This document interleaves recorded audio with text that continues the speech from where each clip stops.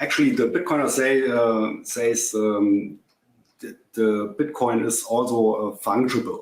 Now it's so this Ordinals considers each Satoshi as a unique piece. Yes. Right. And of numismatic value. So there are different Satoshis. There's a usual Satoshi. This is a Satoshi not on the first, it's not the first Satoshi of each block. Then there are uncommon Satoshis. This is the first Satoshi of each block. Then we have rare Satoshis, the first Satoshi of each difficulty adjustment period.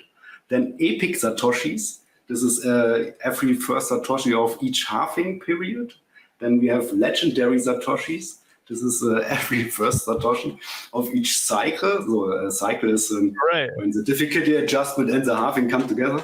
And we have the one and only mythical Satoshi. This is the very first Satoshi of the Genesis block. But it's fungible, but they're all the same, even though people are naming them different things based on their essence. This week on Monero Talk is sponsored by Cake Wallet. Store, send, receive, and exchange your Monero and Bitcoin safely on iOS and Android too. Cake Wallet is open source, and you always control your own keys. And by StealthEX, an instant exchange where privacy is the top concern. Go to stealthex.io to instantly exchange between Monero and 450 plus assets without having to create an account or register, and with no limits. Making StealthEX a simple way to purchase Monero with crypto anonymously. Monero Talk is also made possible from contributions by viewers and listeners like you. And supporting us is easier than ever. By typing in monerotalk.crypto in your monero.com or Cake Wallet send address field to send us a tip. This week on Monero Talk. Douglas Tuman interviews Alexander Schmidt, a software engineer, crypto enthusiast, and Monero community member. They discuss Alexander's journey to Monero, the anti-cypherpunk sentiment of the BTC community, Bitcoin as digital cash, the false narrative of hodling digital gold, accepting XMR as a business, using Monero for everyday purchases, the culture of anonymous payments in Switzerland, the future of crypto, and much more. They also have a nice discussion about Ordinals and what it means for Bitcoin's fungibility, which carries into the post-interview Q&A on Twitter Spaces. Monero Talk starts now.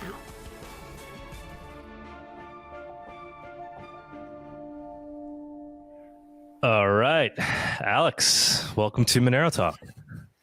Yeah, welcome, Douglas. Thanks for the invitation. Yeah, man. Yeah. Somebody that's been helping us out getting guests suggested that we have you on. I think they came across you on Twitter. I guess you've been tweeting some base Monero tweets. You're catching the attention of the Monero community. Have you been in Monero for a while? I think I've only kind of recently seen you tweeting about it. Yes. So I'm pretty new in the Monero space. And I was years before in Bitcoin and Ethereum space and watching all the crypto currency stuff. And and at the end of the last year, I started to get interested more and more in Monero, and for a reason. So I studied it and learn. I'm still learning about it. And you best can learn if you want to, if you teach other. And so I tweeted some stuff about Monero, and this get some attention. What drove you to Monero over this? You said kind of over the past year. What was there some kind of event that took place, or was it just through studying Bitcoin you came across Monero? How did you kind of arrive at it? Actually, both. So this was one article in a German blog, Bitcoin blog, from Paul Janowitz about Monero and the history about Monero. And this took me into the rabbit hole of Monero, I want to say. And on the other hand, the increasing of Bitcoin and all the development in the last years, so chain analysis and all the tools now you have to get more insights in the blockchain, especially for transparent blockchains. This both aspects took me or brought me to Monero, and I saw very quickly that Monero is actually a very premium developed coin, and has actually one killer feature that which Bitcoin doesn't have, is the fungibility. And this is actually the one key thing which I was very interested in Monero, how this works and how they achieved this, the developer, and yeah, this brought me to Monero. What do you what's kind of your take on Bitcoin with regards to fungibility? Is it that you think it, I get different takes from people in Bitcoin. So I mean, you're not a Monero maximalist, are you? Like, what's kind of your kind of, are you? No, I don't like this max thinking anyway in Bitcoin or Ethereum or Monero. I think there are developments which has the place in the crypto space, but yeah, somehow I think this the Bitcoin maximalists are not aware of the non-fungibility of Bitcoin.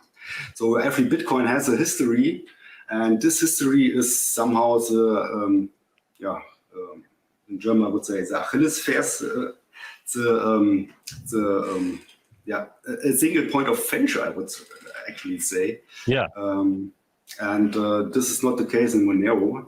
In Ethereum, maybe it isn't not much a thing to be transparent and have this history, but for Bitcoin, who wants to be the electronic cash system, it cannot longer be the case if the fungibility is not given.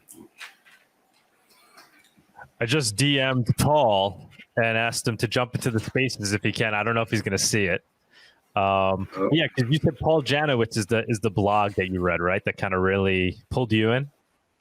Which blog? It was Paul Janowitz. Yeah, Paul Janowitz. I was doing some research on you, and it led me to his blog. Like I've seen Paul around in Monero for a very long time. I think we've had him. I don't know if we've ever had him on the show. Yeah, I don't think we ever have. I got to get him on as a Monero Talk guest as well. But yes, I was reading that blog post. I did like Google Translate because he posted in German, right? Yeah, he posted in German. German and I was reading that blog, and it was very good. It was a very good discussion happening on that. What was that blog? It's like the Bitcoin forum, right, in German? Actually, it's a Bitcoin blog .de, and but it's not only Bitcoin based, so everything which happened in the crypto space.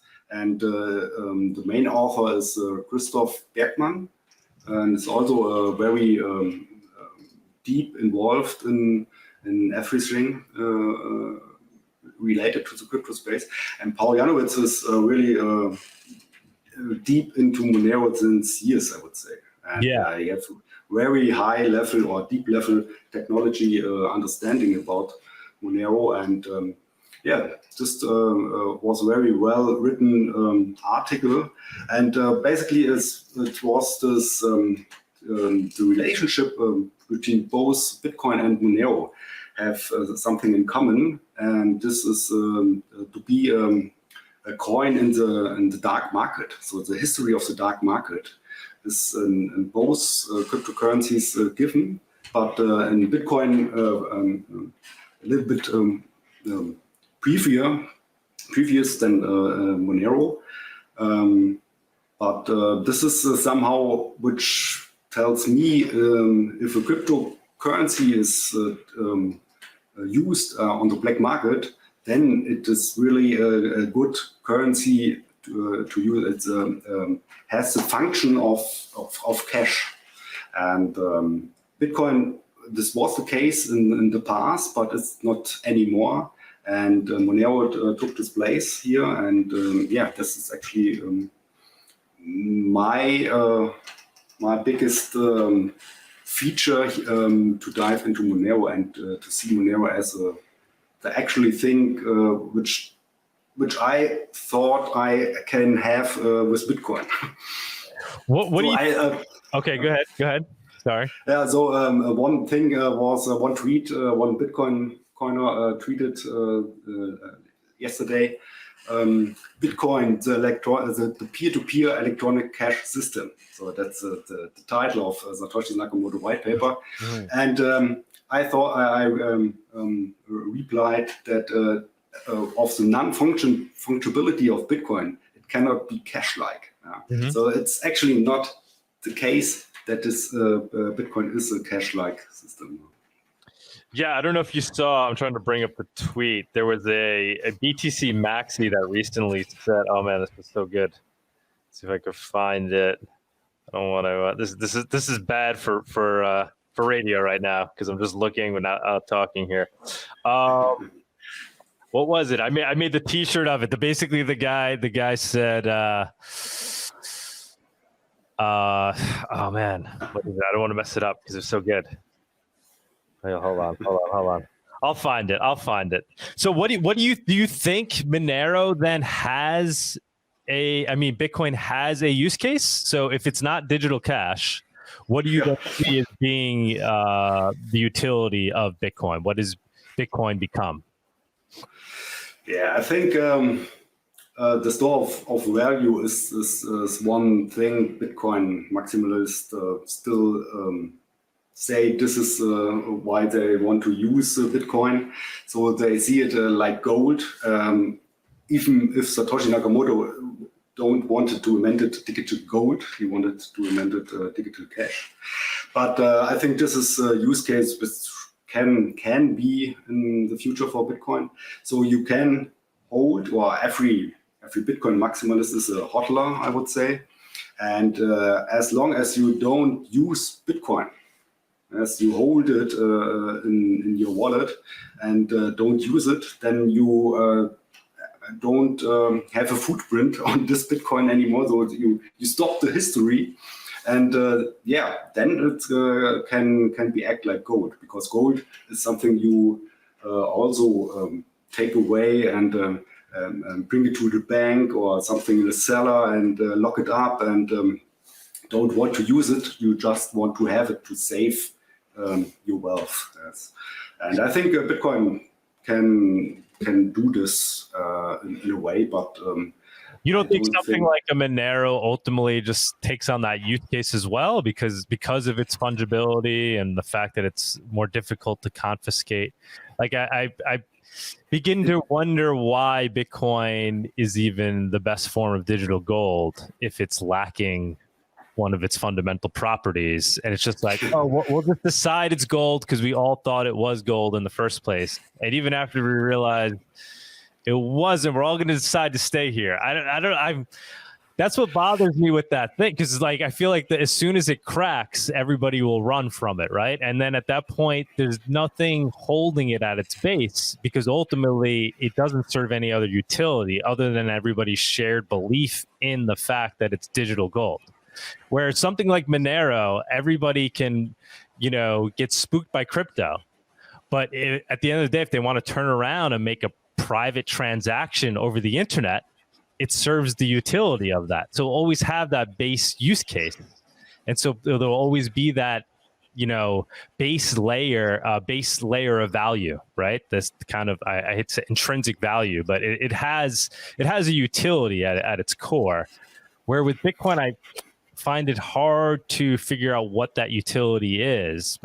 I describe it more as like digital property at this point, like Michael Saylor likes to call it. Michael Saylor likes to like compare it to, it's like me owning a piece of Manhattan real estate, is like owning Bitcoin. Okay, like a commodity or like a real estate. Okay, it's a piece of limited digital property. It's a collectible, right? Yeah, actually, yeah, you can see it like this because of the lack of the fungibility. If you want to move, and you will move somehow a fraction of your gold, so to say, then this utility is somehow gone as you describe it. So Monero can fit that too, I would say. And there are interesting things right now are going on the Bitcoin blockchain. I don't know with this Ordinals. with the Ordinals thing. So there's the gap in the Taproot protocol, and now you can take Satoshis into non-fungible tokens, so to say. So it's bizarre. Yeah, suddenly there's a new use case popping up on the Bitcoin blockchain, and it's this is wasn't this shouldn't happen, I would say. And some Bitcoin guys, so Luke Deshier or Adam Beck, they are very disappointed about that.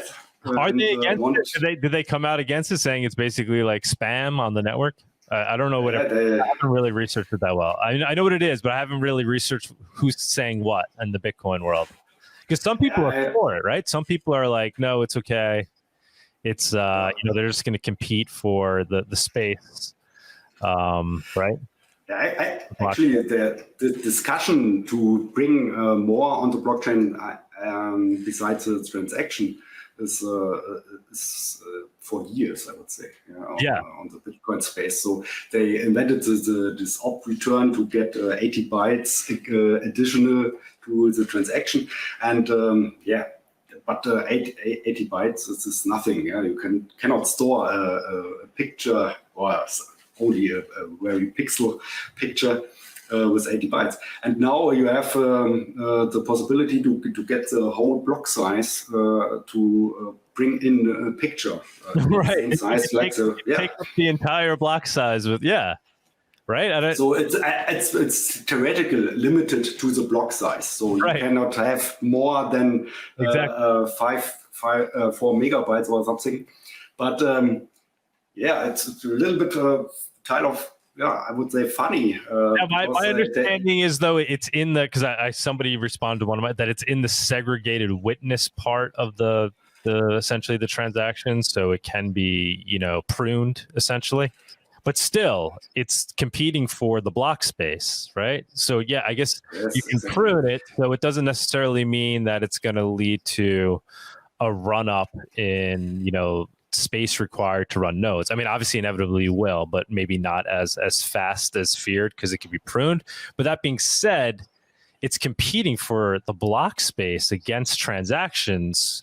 So transactions it's going to become super expensive again on Bitcoin, like inevitably, and it's going to stay high, right? Like, isn't that how? So actually, the miners, I would say it's a good time for the miners because they have blocks. Every block is full now with transactions. Right. So I don't think it doesn't continue in this path, right? I mean, how is it? Yes, sure. Yeah. I took a look at the meme pool right before our talk. And it's 1,000 of transactions or 10,000 of transactions are waiting now, and it's much a little bit more than usual. And we'll see how they handled this. Yes. So the first tweets I saw is miners should be able to censorship this kind of mess, Adam Beck says, or Luke Deshier. That's crazy that he said that. I mean, that is like, that doesn't sound very Satoshi-like. Yes, actually, yes, because if you can put something on the blockchain and you cannot censor this in the past. You shouldn't be able to censorship that. Right. Now, And, Satoshi had said, I think, that he didn't want Bitcoin to be used for things other than money. I think he kind of did say that, right? There should be separate chains. But I mean, it's just, I don't know. It's just the free market, people competing for space in what's supposed to be a permissionless technology. So but I find like a lot of Bitcoiners are complaining about how the world is interacting with their protocol rather than building the protocol in such a way where you get the desired result and how the world should interact with it. And it's, it's like with the fungibility too. Like you ask some Bitcoiner, a lot of Bitcoiners say it is fungible because technically one Satoshi is the same as another Satoshi. If you ignore the fact that people interact with the blockchain and basically view transactions differently based on their histories. And so it's like they're ignoring reality. They're ignoring, and this is like another where they're ignoring the economic reality that, people are going to compete for the block space. And if you want the tool to be permissionless, but the thing with the fungibility is now also popping up on from the other direction. So actually, the Bitcoiner says the Bitcoin is also fungible. Yeah, so like you described it. Yeah. And now it's so this Ordinals considers each Satoshi as a unique piece. Yes. Right. And of numismatic value. So there are different Satoshis. There's a usual Satoshi. This is a Satoshi not on the first, it's not the first Satoshi of each block. Then there are uncommon Satoshis. This is the first Satoshi of each block. Then we have rare Satoshis, the first Satoshi of each difficulty adjustment period. Then epic Satoshis. This is every first Satoshi of each halving period. Then we have legendary Satoshis. This is every first Satoshi of each cycle. So a cycle is when the difficulty adjustment and the halving come together. And we have the one and only mythical Satoshi. This is the very first Satoshi of the Genesis block. But it's fungible, but they're all the same, even though people are naming them different things based on their essence.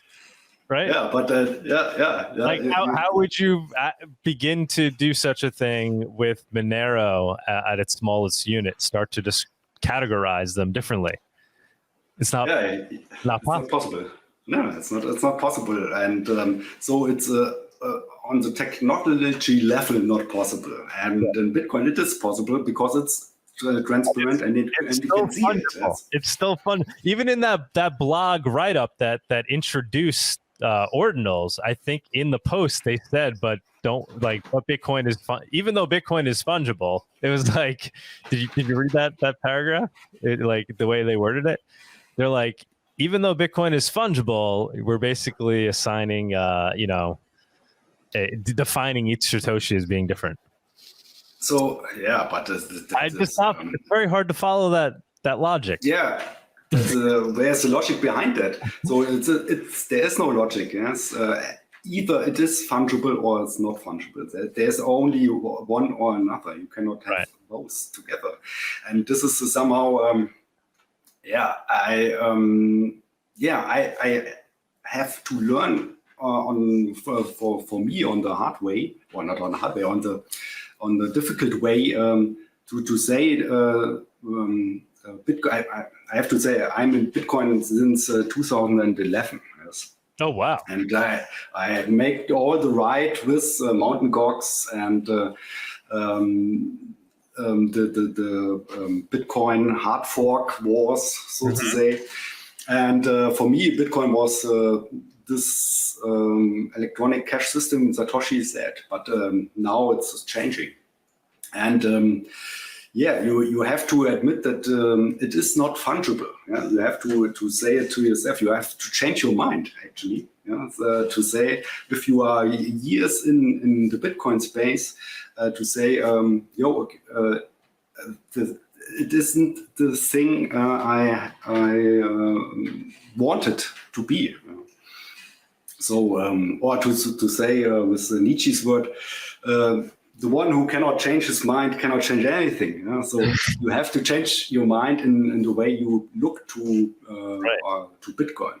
And then when you discover Monero or some other privacy coins, you see the world in different ways. And it's very amazing to see backwards. No, I'm new in the Monero space, to see how Monero developed in the years. Yeah. So they to reach the fungibility, you have three main technologies. You have the ring signatures, the stealth address, and the ring CT.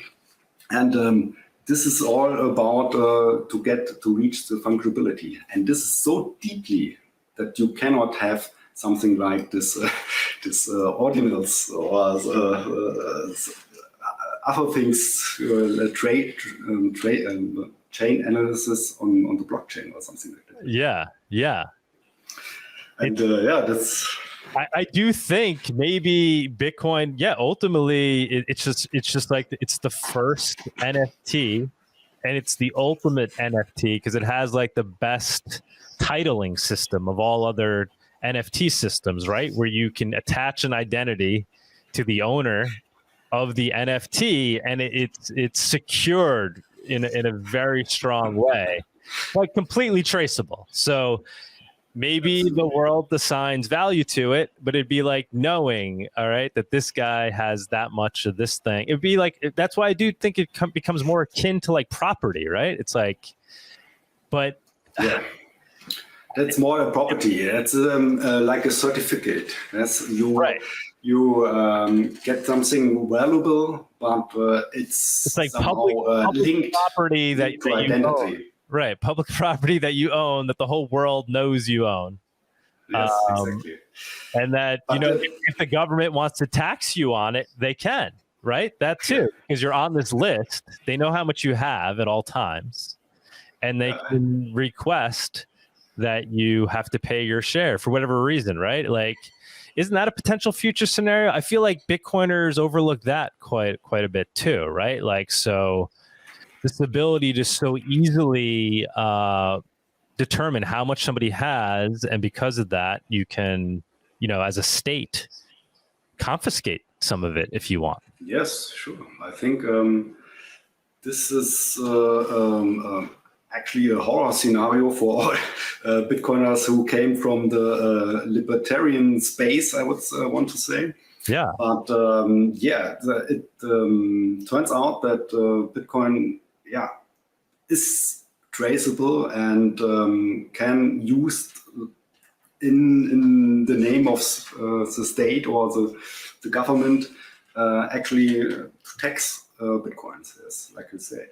And this is shouldn't be the case, and cannot be by Monero, and therefore I think Bitcoin will take this place, but not the place the property I want to use, and Monero is there has more weapons, more deep technology to prevent that in the first place. Yeah, it's. I obviously I think a lot of Bitcoiner. I think like you have to come to that realization, right? Like it's an ego. It's an ego thing for right, because people are very invested in it. And don't get me wrong, I can feel, but I went through that process. I went from being a BTC maxi so I went through that process. I know. I remembered the moment when I had to tell myself, like, you're leaving this and you're choosing this. Yes, and and I was very passionate about Bitcoin. And for me, the way I negotiated the choice was, well, why am I in this? Right. I got back to the root. Like, what really excites me about this? Why does Bitcoin excite me so much? Is it because I'm going to be a billionaire? Is it, no, it's the liberty. It's the liberty and excitement that I could have this thing that functions as cash. Nobody knows I have it. I could use it at will. The state can't, take it away from me without my permission. They have to come ask. It gives me that power to own something and use it freely in digital form. And so I was like, you know what? Monero does that better. So if I do that, and even if it's, even if at the end of the day, I end up with less money in fiat, what do I care? It still does it better. So it's gonna go up in value inevitably. Maybe for some reason something happens where Bitcoin still maintains its value despite this flaw. I was like, I'd still rather have, would I rather have $1 million worth of perfectly traceable Bitcoin or $500,000 of untraceable digital cash? Right. That was kind of like the way I consciously made the decision. But it was like an ego thing. But I try to maintain healthy skepticism still, but it's hard. I mean, obviously it's very difficult to not get caught up, right? It's part of the nature of being part of these protocols. It's the network effect pulling you in,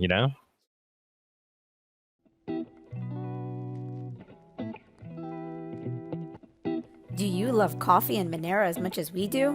Consider making gratuitous.org your daily cup. Pay with Monero for premium fresh beans, and if you like what you taste, send a digital cash tip directly to the Guatemalan farmers that made it possible. Proceeds help us grow this channel, Gratuitous, and Monero.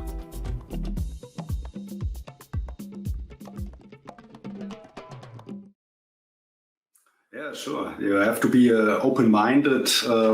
You have to stay open-minded to do this decision. Yes, and I came to Bitcoin in the very first stage, and I saw the potential to liberate the people from the state, as you saw it. And this is not anymore the case. And but the Monero can do that.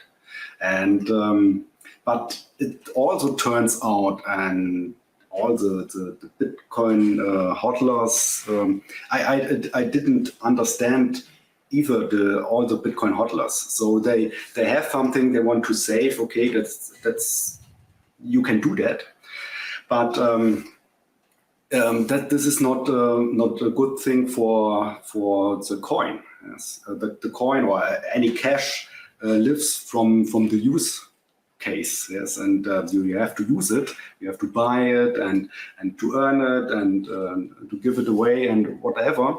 But if you only save it, and what's the logic behind it? So you want to be a billionaire somehow, or a millionaire in the future. Yeah? I think that is a good thing not to crash to under $10,000.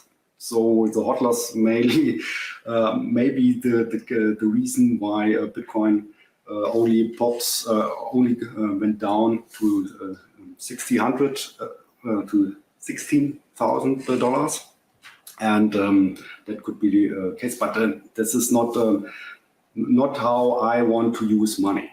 And this is not how I define money. And you have this, you have this medium of exchange. This is inherent function of money. And if you don't have this in Bitcoin anymore, then it's not money. It's not cash. It's like a property. Right, like a property. I mean, and like Bitcoiners would say, never spend. If anything, take a loan out against it. And use the fiat to live off of, and keep your piece of digital art, Yeah. I think actually it's when you have a coin which is deflationary, yes, then you live like every Bitcoin hodler lives today. Yeah? So you only give away what you have to do. So for your house, for your flat, or for your car, but nothing more. And in a way, they live this deflationary thing today, but yeah, I think I cannot say when this turned into a religion-like behavior. So the Bitcoin maximalists, they pushing each other to be like the safe haven for Bitcoin, to hodl the things and to say this is the only one cryptocurrency, as everything else is shitcoin. So this is a turning point where I say, okay, this open-minded thing is closed now, yes, and you have to be aware of misleading development even outside the world. Yeah? So if you have a good coin, a good attention, and Bitcoin worked on the black market for years, but now with this tracing tool and the awareness of all those things, it cannot have this function anymore. And this is something you have to realize. You have to recognize that this is now happen to Bitcoin. And I just want to show you that. So what I was talking about before, I don't know if you can see this. I don't know if you can see it. It runs a dark web. Yes, exactly. Monero, it runs a dark web, but I just use it to buy groceries. So that was BTC Maxi's tweet in an effort to belittle Monero. And he did like Monero : it runs a dark web, but I just use it to buy groceries. Saying like that's the silly nature of Monero person, without realizing he just defined what's so great about Monero, right? So he trying to say, to diminish the dark web aspect of it, right? So like a lot of people, the Bitcoiners will say, well, that's just that's a niche use case. And so, there's really no value there. Sure, use Monero if you want to support dark markets, because that's all it's good for, and that's a very niche thing and doesn't really serve a positive purpose in society. Is basically what they're saying there. Yeah, but this is actually what they had to say in the early times of Bitcoin as well, and. But when money is used in the black market, then it has all the function money should have. Yes? And this is the first use case I want to say. And if it is a safe money, it's also safe for the people who have nothing to hide. Yes? So I listen to Dr. Daniel Kim. Yeah. Yes, and he brought very good thoughts up with if you have nothing to fear, if you have nothing to hide. But there is also the logic is actually the opposite. So if I have nothing to hide, I want to have money which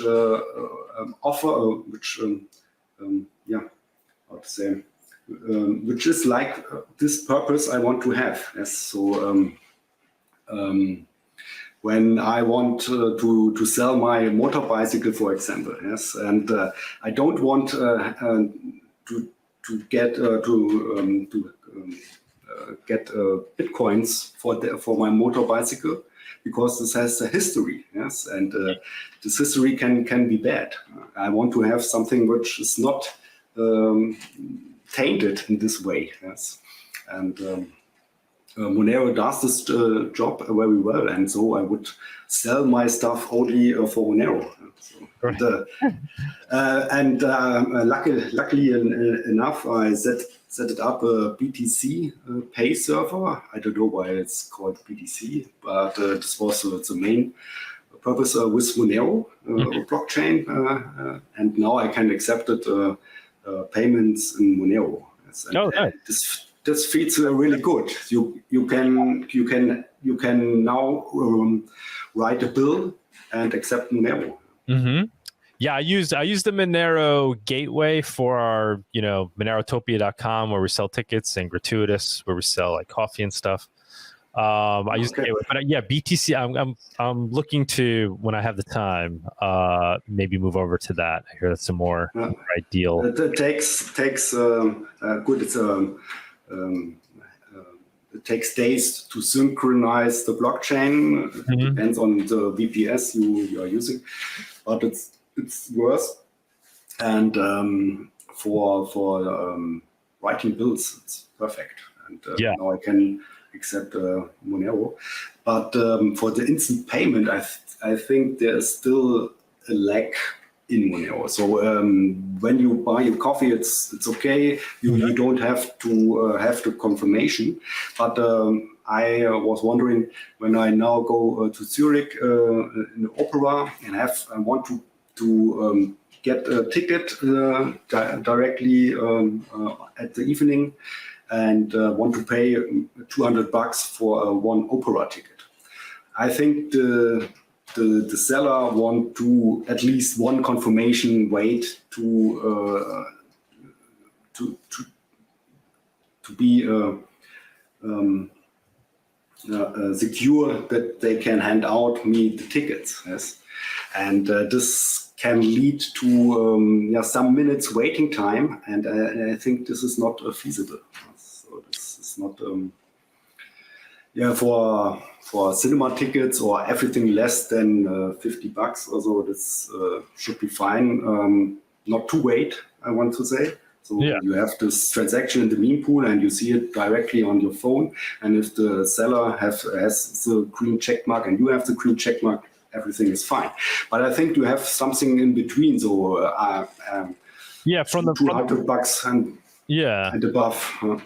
From the moment it's sent, these would be good questions for somebody like Paul. Actually, I think he'd be able to answer it very, very thoroughly. Yeah. But my understanding is, I don't know if you binary. Do you know who Binary Fate is? You know Binary? He's one of the core devs. I remember he had posted a few years ago, basically saying, you can pretty much trust a Monero transaction instantly, and that it'd be very difficult to double spend. I don't want to misplace his words or anything, but that's kind of what he was suggesting, because he had a service where he was had a lot of Monero going through it, where you could basically instantly swap Bitcoin into Monero, and he always did it with zero confirmations, and he had some technical reasoning as to why it's pretty secure, right? Obviously, if somebody's sending you thousands of dollars, wait 2 minutes, wait a couple of minutes, but for most purchases it would be pretty instantaneous. And the thing is too, like in those instances too, where it's like who if you're doing a purchase online, right? Let's say you're buying something on a dark market, right? You're gonna wait, right? There's no rush, right? You're gonna spend thousands of dollars on some item on the dark market. Yeah, it doesn't matter if it takes 10 seconds or if you have to wait 6 minutes or even 10 minutes, right? All you care is that the payment was anonymously sent and was confirmed, right?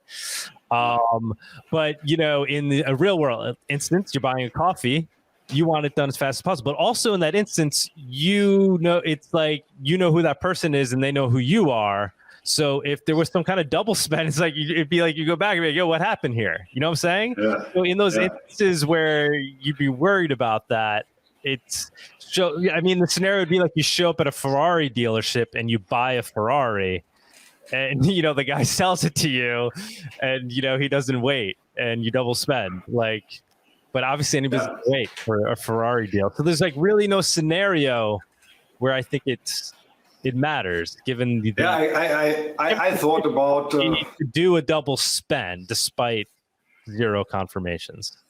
Yes, I thought about a little bit more than the coffee spending thing. Yeah. But you are right. Now I get you. And actually, it's somehow you have to experience experience the thing. Yes, so when you did that if you sell 20 tickets on the opera and everything is fine, and, instantly for everyone, and you make this experience, then you can trust. Right. Even if you don't have the technology understanding of Monero. And I think you're right. So what is the Monero scene like where you're from, or like culturally? I mean, would people where you're from be aligned with true digital cash versus something? I think here in Switzerland they don't know about. So the Monero space is very hidden, I would say.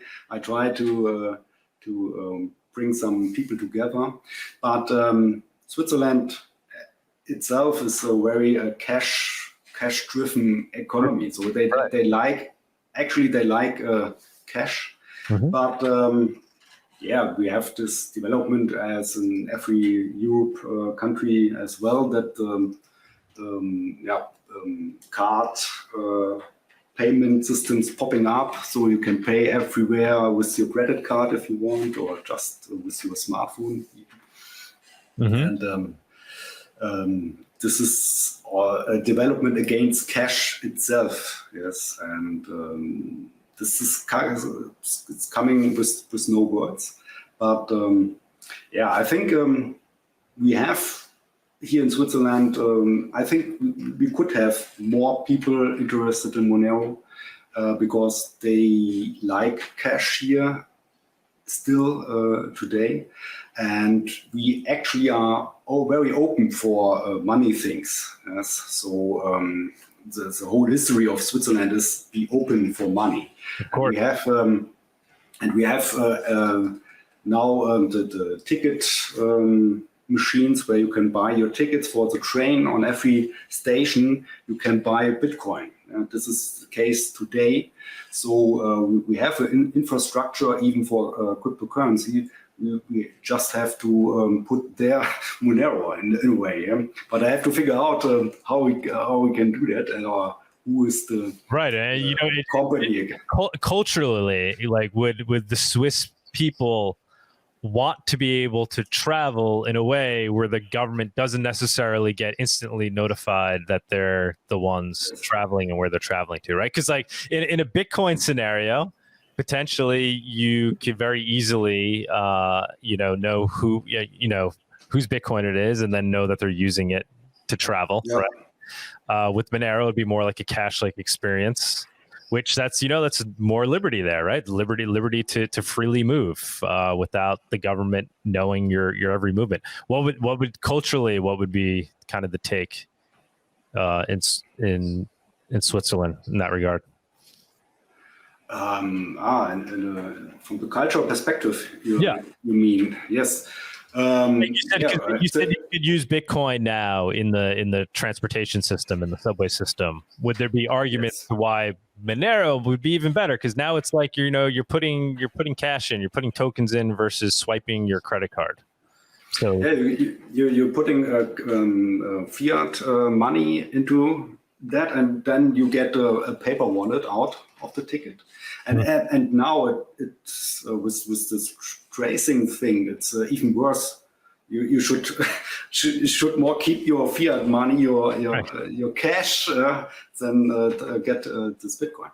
But actually, the culture here in Switzerland is this way, that the Swiss people want not to be bothered by the state. Yes? Yeah. And therefore, there's very federal environment here. We have cantons, so like states in United in America, and we have not a main city or something like that. So actually, we don't want that the state comes and say how we want to, we should do the things, and we make it by our own. And there are many differences here in Europe. So, for example, when it comes to taxes, we make taxes by our own, yes, and then give it the state. And for example, in Germany, you are not aware of what you are paying on taxes. You just receive the amount of money you earned, and the taxes are already was taken away. Yes, and so this is a different scenario. So actually, it's here in Switzerland, it's more a free environment. But yeah, like every democratic Western country, it's more free than others, but it's not such a free country which was maybe 40 years ago or so. Yeah, I mean, I think it was Obama who had said Bitcoin is like having a Swiss bank account in your pocket. Remember that when he said that? I mean, that was that was 6 years ago. And the thing is, he's wrong, right? That would be Monero. Interesting. He was saying it in a negative sense, like this is dangerous. You know, do we want everybody to be able to have a Swiss bank? What a Swiss bank was, right? Swiss banks really aren't exactly what they used to be, right? No. The Swiss bank really doesn't exist anymore as what it used to be, right? No, this is not anymore the case. Therefore, I said 40 years ago, there you could have a bank account with only a number, and no one wanted to know where you are and wherever you are from. Yes, this was somehow the case in the past. Yeah, but it's not anymore, and therefore. Exactly. That's why I think culturally the Swiss would be like Monero. It should be like the official currency over there. Yes, actually, yes, you are right. So, but now it's a case. So, Bitcoin is like a Swiss account from today, but not from the past. Right. So, do you think Monero is on track to be the Swiss bank account in everyone's pocket? What the Swiss bank account used to be? You know, is it going to serve that purpose successfully? You think, 10, 20 years from now, it's going to become a haven for people to flee to so they could basically own wealth offshore outside of the easy capture of governments? If Monero can keep this high development status, I would say yes. And if this focus on the fungibility never goes down, then it can have display. And for me, it's like the premium cryptocurrency of all. And but who can look into the future? Yes, like this the gap in the taproot thing, this Ordinals thing, which now popping up today. There can somehow something happened on the Monero blockchain as well, but I think the focus is something else here, and the developer did a very good job in the past, and if you can keep this technology like we have it today, then yes. This is actually cash, and it's better than cash. Yes. It's even better than we have with the fiat money cash system. Alex, this has been great, man. Any chance we get you to come over to Monerotopia in Mexico? Mexico, yeah. I was thinking about it if I can do that. I don't know if I. Come on, man! Spread the word. Bring some friends. Yes, better. I'm looking forward to. It's gonna be a good crowd. Yeah. In MoneroCon in Prague. Oh yes, because that will be in Europe. Yeah. Oh, I'd love for you to come to Mexico though too. Yeah, think about it. Have you ever been? Have you ever been to Mexico? No, Mexico, no. Okay. So, not America at all. So I went to Australia and Europe, of course. But America, no. Okay. Until now, no. Mexico. So it would be very good, yeah. Oh yeah, you'd love it. You'd love it. I mean, I don't know. I'm assuming. I love Mexico. Mexico City is great. The district that we're doing it in, the Roma district of Mexico City, is very nice. It's going to be a good scene. Listen, man, is there anything you want to put out there for the people that are listening? Any links, places for people to find you? Anything you want to shill, get the word out about? Oh no, it's just follow me on Twitter, and I will share links about what I discover in Monero. I took a good deep dive, but I'm not fully aware of everything, I would say. So, yes, I think this is our future, and Monero, is the cash you you should use now. Yeah. Awesome, man. I love it. It was great. Obviously I love talking to BTC Maxis too, but it's nice talking to somebody, once in a while who agrees with you. we have a lot of that on the show, though. But so I'll probably see you in MoneroCon then in Prague, right? It's going to be in Prague. In Prague, of course. Yeah. Oh yeah. For sure. And in Mexico, we'll see. Yeah, dude. Make it happen. Make it happen. Yeah. All right, Alex, thank you so much. So for those that are listening in, please now's the time to request to speak if you want to ask a question. And we're going to make our way over to the spaces. Okay, guys. Alex, you here? You make it over? Yep. Let me just end the recording over here. Okay. Yep, I hear you. Lewis. Hey, what's up, Douglas? How are you? I don't hear Alex. I think he's just muted. Alex, see if you could talk. Okay. I think I'm me. Perfect. Hello, Alex. I heard you are from Switzerland. Yeah, exactly. I've been to to two Monero meetups in Zurich, and they are pretty neat. I researched for some meetups in Zurich for Monero, but somehow I didn't get this. But thanks for the note. I would connect with these people if this is possible. Yes, sure. I think the first one was on October or November, if I remember correctly. Okay. And they told me that they stopped doing the meetups for the pandemic, like for a full 2 years. So they just restarted like 2 months ago. A few months ago. Yeah, it would be great to have more people who think like Monero. And yes, of course, Zurich is also a hub for cryptocurrency as well. And Zurich and Zug. And in Zug, you just talk about the crypto web in Switzerland. There's where all the Ethereum developer are settled, I would say. And yeah, thanks for the hint. Yeah, you should come. I saw some pretty cool people there. I think there was a guy that is working on atomic swaps. I think it's called Charlatan.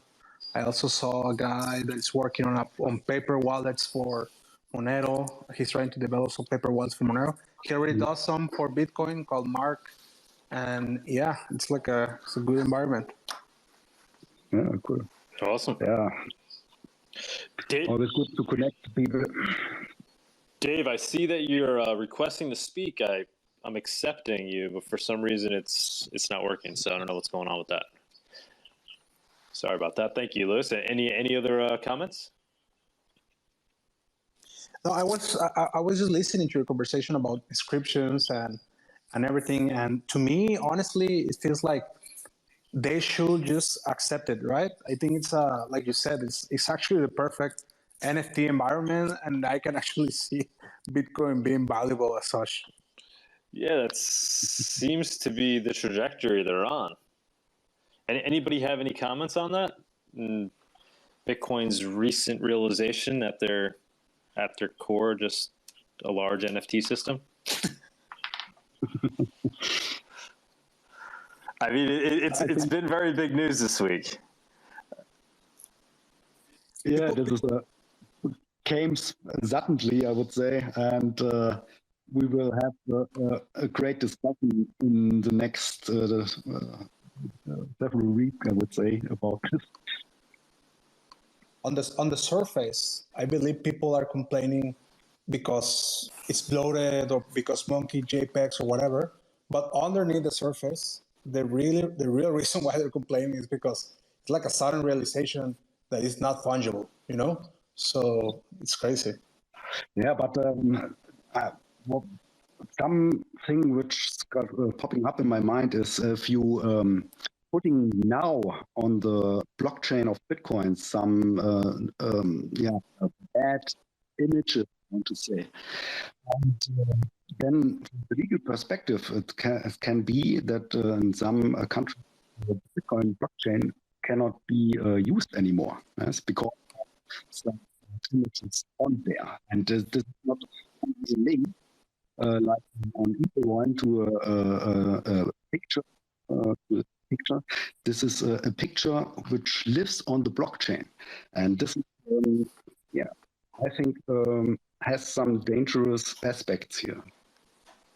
Actually, that already happened before. Like you can actually push data to the Bitcoin network even before the Ordinals subscription. So some people were doing it with like fake multisigs. Instead of being signatures, it was actually blobs of data. And some researchers have already found like illegal pictures in the blockchain. But I think the illegal part will be not to actually host the blob of data in your computer, but have it like the person with the liability will be, in this case, the explorer, right? If you are running an explorer and you're showing the NFTs, you will try to make sure you're not showing like illegal content. And the same thing actually happens with OpenSea, right? You can technically mint, for example, porn in NFT, but you will not see it on OpenSea, right? Because they are like filtering the front ends basically. But the blockchain, it is what it is. Yeah, in the blockchain you cannot put it out. So if you have linked pictures, you can cut the link. Yes, but when you are running a node and you have this illegal pictures on your node, then I think that can be some heuristical things happen to you which you don't want. And before that taproot gap, now it was possible to bring data on the blockchain, on the Bitcoin blockchain, but this was only 80 bytes as far as I know. No, it isn't. It isn't true. Like 80 bytes was like the limit for OP return, but people already figure out like other creative ways of pushing data.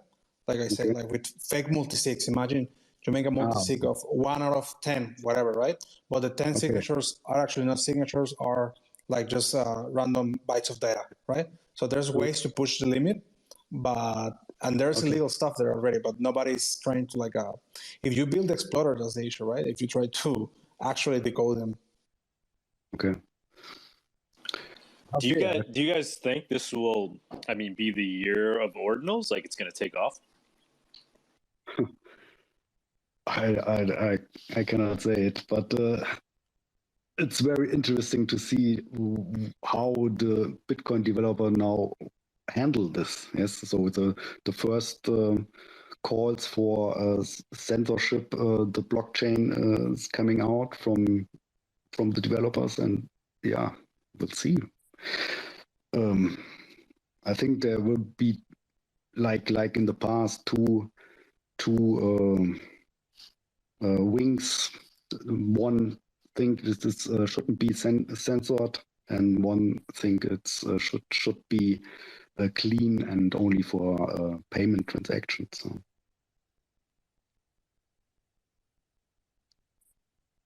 I changed the title of our room to try to attract some BTC maxis. Let's see what happens. People want to tweet it out. Let's see if we get some people in here. I think it will definitely take off. You can already see that, like the mere, like mimetic energy there. It's crazy. Yeah, I maybe it can be for the good for the blockchain of Bitcoin, but maybe not. We'll see. And therefore, it's more important to have a blockchain who cannot compromise in such a way like the Bitcoin blockchain. Yeah. Also, I wrote something down about this because I think they're actually very aligned with the Bitcoin ethos, right? Because it's a hack, so that's already good, right? They're trying like a hack around the system, so that's very cypherpunk. They are not asking for permission, right? So everything like came together into a perfect storm because people are very like torn apart, right? Because they like the fact that nobody asked for permission and they still were able to do it, right? And the fact that it's like it's breaking the rules, but not really, but it's perfectly valid and it's beautiful. Yeah, as long as you can handle it in a way, then it can be fine. Yes, but we'll see how the development goes the next days. Yes. But this was basically also the main reason which the DAO hacker gave. Yes, he was convinced that he wouldn't do something illegal. So code is law, and he just bring the code in this way. He profits from it, but it was written in code and which is written in code is like law. But yeah, somehow I don't know if this is true or should be given like this in every case. I think it's very similar. And actually, I think if that were to happen again, I don't think Vitalik will do the same thing, right? Because he received a lot of pushback from doing that. And I think even Adam also published something about censoring via miners, these kinds of transactions, and he received a lot of pushback, right? So I think it's very risky politically to actually censor these transactions just because they don't like them. Because the argument is that it loads the chain, right? But it doesn't go beyond the limits. So at the end of the day, it's the same as if the chain was full of transactions. So how can you, as a node runner, can expect to blocks to be empty forever, right? You're supposed to prepare for the fact that Bitcoin is going to be fully used, right? So it doesn't matter if it's fully used by transactions or it's fully used by a JPEG, you know? Yeah, sure. And actually, it would secure the network, yes. And the incentives for the node runners is even more there because they have finally full blocks of transactions. Another clever thing they do is that the taproot's spend script is not actually on the output; it's on the input side, right? So it doesn't bloat the UTXO set, which is something they care about, the size of the UTXO set, right? So it's on the left side of the transaction, and this side, the SegWit, the witness script, it's supposed to be prunable. So it's kind of like, are you arguing that it's bloating, but at the same time you say that the witness is supposed to be prunable? So it's like it's perfect. Wow. Yeah, then it's actually easy, I would say. What does this mean for Bitcoin SV? Bitcoin SV. It's going to lose users. Bitcoin SV, right? It's kind of like Bitcoin is moving in that direction, I feel like, in terms of use case.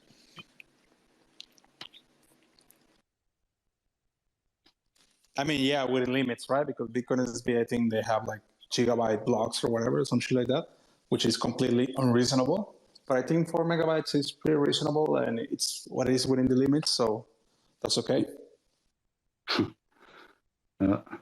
It's pretty fascinating. So do you think there's going to kind of be like a block wars type event where this issue is discussed, or it's it's here to stay? I give it insight into that? I give it like a 80% chance that it will stay, because there's a lot of pushback, against censoring, and also like I described, a lot of the things that it's happening with these ordinals are actually easy to prune. There's a lot of aspects that make it that you can argue why it should stay, right? Like the fact that it's on the left side, it's not on the U2XO, but in the input. The fact that it's a witness script, which is supposed to be prunable, right?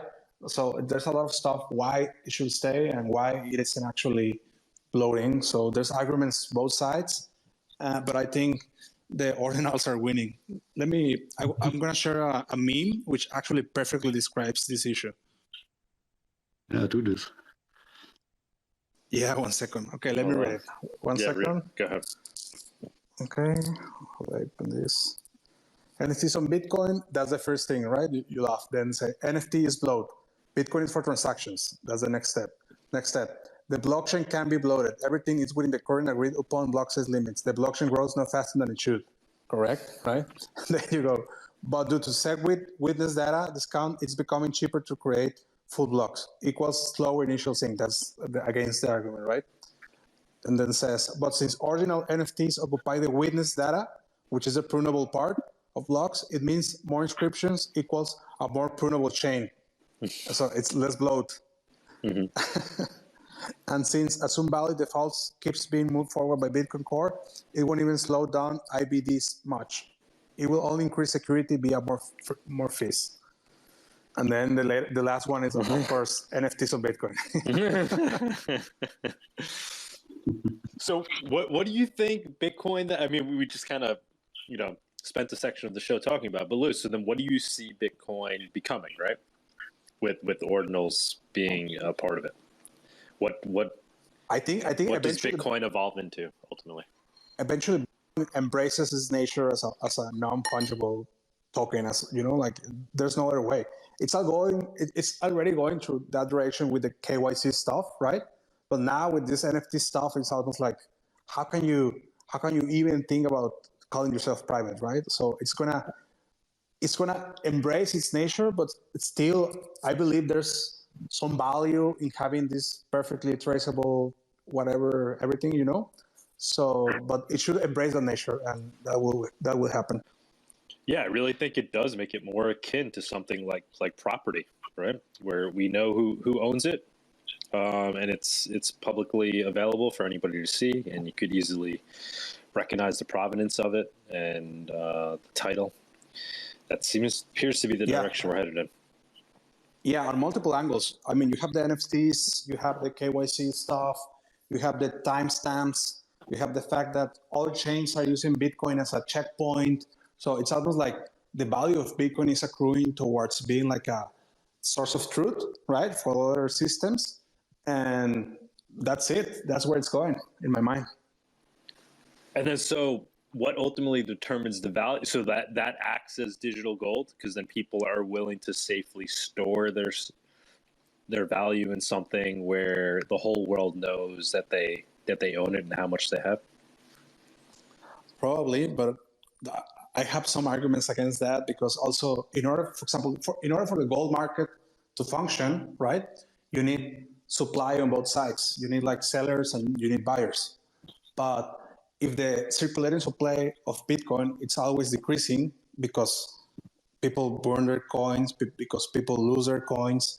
How can you argue that in the future there will be enough circulating Bitcoin for correct price discovery to happen, right? So I don't even know if that's gonna how will it affect the price? I don't know. That's very undetermined for me.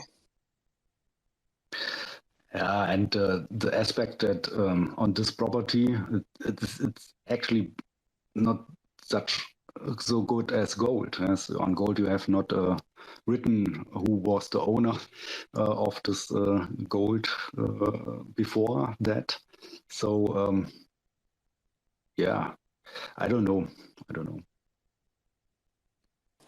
Exciting times, guys. Ordinals came out of nowhere. Nobody saw that one coming. Yeah, definitely. Any? But wait. Lewis. But that also comes with every cycle, right? Every cycle, when there's like people are like, oh, this is gonna die, whatever. Something always comes out of left field to like pump it up again, right? So it's almost basically like nature is healing. I don't know. It happens on every time.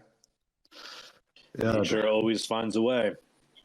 not boring, I would say. I think it's interesting. It really does start to define Bitcoin for what it truly is, which is an NFT at its heart, and then it allows Monero to become better defined as the digital cash alternative. I think it kind of starts to add some clarity, but obviously there's going to be turmoil within the Bitcoin community struggling to process that and agree. Chill, what's going on? Chill, you want to jump up?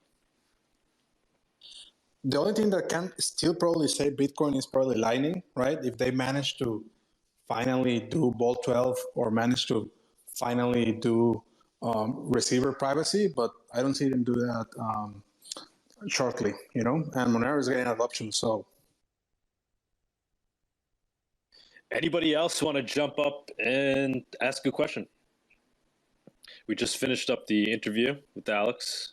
Nice. I have to If anybody else requests. Dave, I see you requested, but for some reason it's not accepting every time I accept you. So I don't know what's going on there. You'd have to maybe leave and come back. Anybody else would like to speak? I have a question. Alex, Lewis, anything else you want to discuss? Otherwise, we'll wrap this up. Casilla has a question, I think. Yeah, it's not She about. does. It's Okay, not that's weird. 'Cause about. I'm inviting her to speak. I am. I think speaker. I can hear her. I can hear her, but I think you can't, Douglas. Oh, really? Interesting. Wow. Alex, can you invite her up? Am I actually here? I'm up. Yeah, clear. Yeah. She's already up. Oh, okay, that's weird. Let me move over to the Monero Talk one. You guys keep going. Apparently I can't hear you. Yeah, we hear you, Casilla. That's crazy. I wanted to ask Doug about, actually not about the Bitcoin ordinals, but it's very interesting. I saw Luke freaking out. So I was curious to learn what's happening. Like, what are they doing at the moment, the developers? If you want to see what's happening, just go to ordinals.com, and they have like a block explorer for all the NFTs they're minting. And it's pretty fun just to see them coming and all the stuff they're uploading. I see. No, but in regards, like, what is the Bitcoin Core doing? Because I know they were panicking.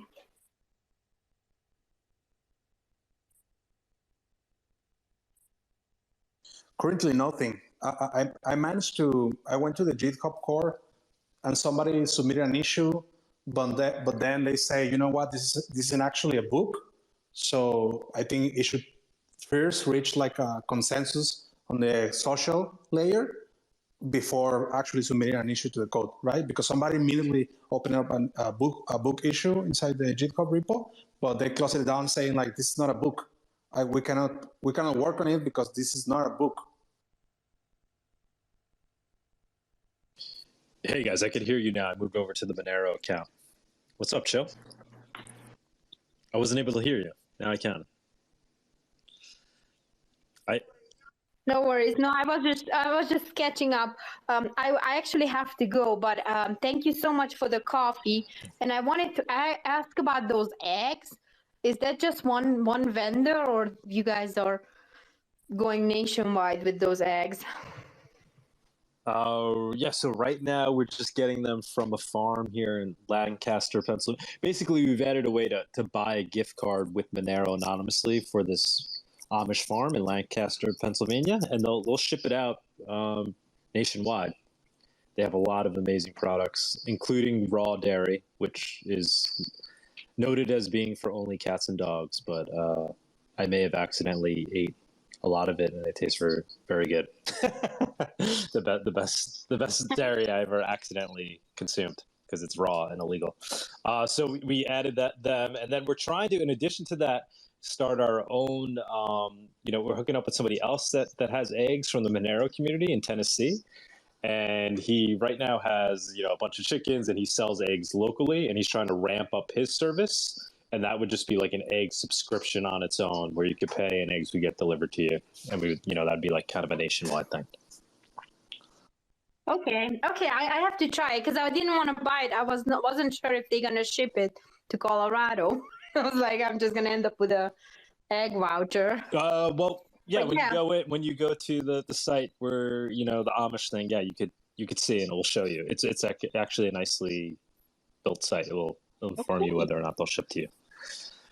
I'll try it. Nice. Well, I gotta go, guys. But it was nice catching up with you. All right, chill. Thank you so much. Take care. Bye. We added Indigo. Dave, you've been added as well. Hey.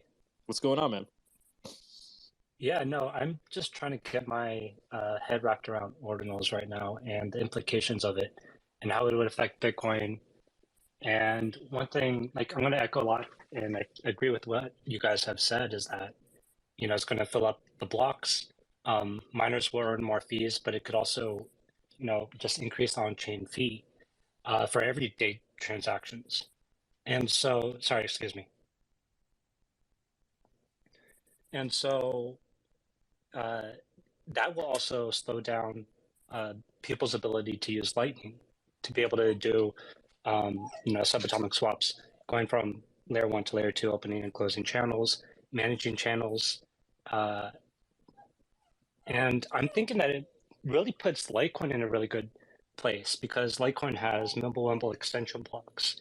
So, Taproot will enable this. Litecoin also has Taproot. So it could be very much that Taproot ordinals could be done on Litecoin as well. But to be able to do everyday transactions, I think MWeb really does help with that. Because my understanding is that it also does 10 megabit blocks. It's basically a block size increase. And it adds fungibility. So that's kind of what I was thinking. I'm still trying to digest it and the implications, but I don't know. It could be pretty bad for Bitcoin. I can help you with that. I can speak on that because I already asked that question in a Bitcoin space, and it won't actually increase fees that much because if you're trying to upload, let's say, a 1 megabyte picture, right? Why would you try to pay, I don't know, like 5 sats per byte or 10 bytes or 10 sats per byte? You're going to just rely to a mempool with the lowest fee, right? Which is 1 sat per byte because you're trying to upload a shit ton of data. So you also don't have like a high time preference on a fucking JPEG, right? So you're just going to set the lowest rate, and if some miner mines it, so be it. If not, it's going to go to the back of the line, right? So I get in that. reality, like money transactions will just like maybe increase that by another byte, like 2 sats per byte, whatever. But it's not like JPEGs are going to be like outbidding money transactions because it's not profitable, or it's not like, doesn't make money sense for you to pay more for a JPEG than for a transaction. I don't know if that I explained myself. I could see that argument.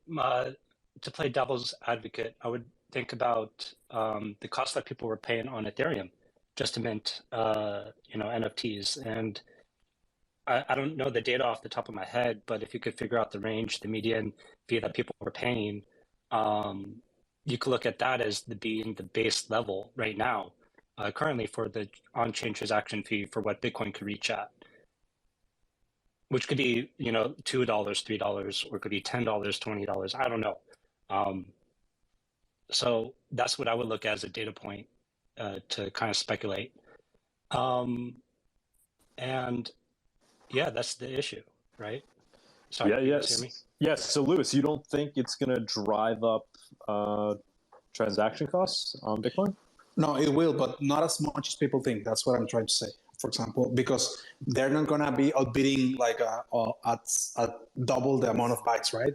Every JPEG you're trying to upload, they will probably just send a bit with the smallest amount of money. I'll pay a fee. Sorry to interrupt. But I'm just kind of very, very eager. But I would say that if I could sell a JPEG for, I don't know, 11 million sats, and it cost me, 500,000 sats, I'll pay for that to get that through, to sell it to someone who would buy it.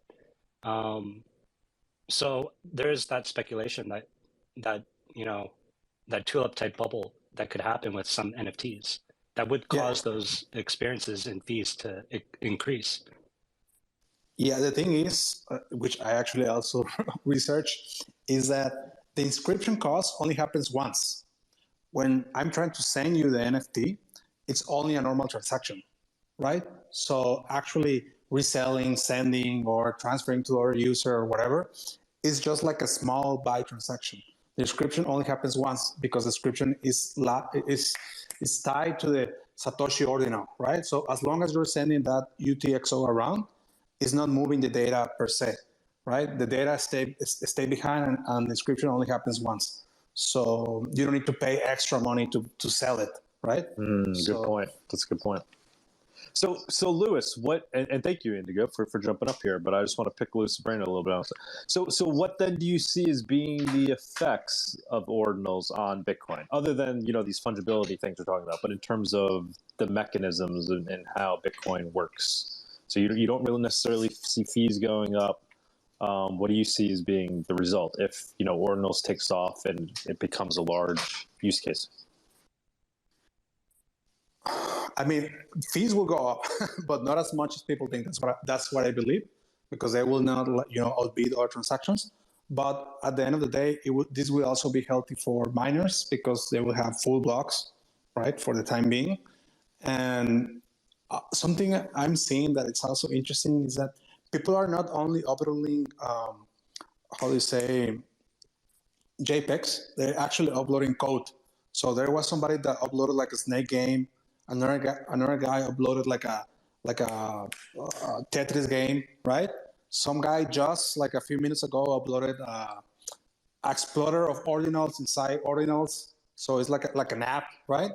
And I imagine some other dude's probably gonna upload the front end for Tornado Cash, right? So in a way, it can also become like a repository for dApps instead of only JPEGs. It's gonna get very much used in that way. This is gonna be entertaining year, guys. It's gonna be entertaining to see. Litecoin, what's going on?